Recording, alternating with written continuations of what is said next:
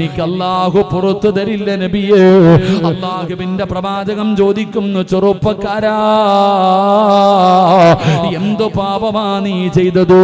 അങ്ങനെ ഏറ്റവും വലിയ പാപമാണെങ്കിൽ എന്തു പാപമാ? ആ ചെറുപ്പക്കാരൻ പറഞ്ഞു, യാ റസൂലല്ലാഹ്,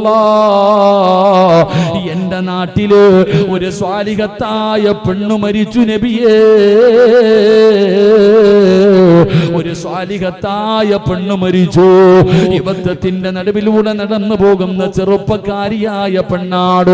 ആ പെണ്ണിന്റെയും മയ്യത്ത് കുളിപ്പിച്ചു, കഫം പൊതിഞ്ഞു, നിസ്കരിച്ചു, കബറടക്കി, അതാ അടയാളം വെച്ചു, തന്റെ വീട്ടിലേക്ക് നടന്നുപോയി. രാത്രിയായപ്പോ സാധാരണ പോകുന്നത് പോലെ പള്ളിപ്പറമ്പിലേക്ക് ആയുധമെടുത്തുകൊണ്ട് കടന്നു പോവുകയാ. പെണ്ണിന്റെ കബറിന്റെ മുകളിൽ നിന്ന് മണ്ണ് വെട്ടി മാറ്റി, പലകയെടുത്ത് മാറ്റി, കബറിനകത്തിറങ്ങി ആ പെണ്ണിന്റെ ശരീരത്തെ ധരിപ്പിച്ചിരിക്കുന്ന കഫം തുണി അടിച്ചെടുക്കുകയാ. എന്നിട്ട് പലക നിരത്തി മണ്ണിട്ട് മൂടി. ആ മീസാങ്കല്ലുകളെ നിരത്തി വെച്ചിരിക്കുന്ന മൈലാഞ്ചി ചെടികളുള്ള ആത്മാക്കളുടെ ലോകമായ ആ ഖബർസ്ഥാനിലൂടെ മുന്നോട്ട് നടന്നു പോകുമ്പോ, യാ റസൂലല്ലാഹ്,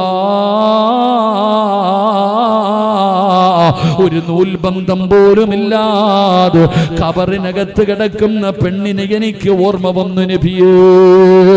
എനിക്ക് അവളോട് മോഹം തോന്നി നബിയേ. രണ്ടാമതും ഖബറിന്റെ ചാരത്ത് നിന്നോ പലകയെടുത്ത് മാറ്റി, ഖബറിനകത്തിറങ്ങി. പടച്ചവനെ, നഗ്നയായി കിടക്കുന്ന പെണ്ണിനെ കണ്ടപ്പോ ഞാൻ അവളെ കേറി പിടിച്ചു നബിയേ. അല്ലാഹുവേ, ഉമർ തങ്ങൾ താഴെ വീഴുകയാണ്. അല്ലാഹുവിന്റെ പ്രവാചകന്റെ കണ്ടടങ്ങൾ നിറഞ്ഞു ഒഴുകുകയാണ്. കാരണം പടച്ചവരെ, ഖബറടക്കിയ ജനാസയാണ് കേറി പിടിച്ചിരിക്കുന്നത്. ഖബറിനകത്ത് കിടക്കുമ്പോഴാ പിടിച്ചിരിക്കുന്നത്. എന്തൊരു പാപമാ അല്ലാഹ്! ഈ ചെറുപ്പക്കാരൻ അല്ലാഹുവിന്റെ റസൂലിനോട് ചോദിക്കുന്നു, യാ റസൂലല്ലാഹ്, ഫഹല്ലി മിനത് തൗബ,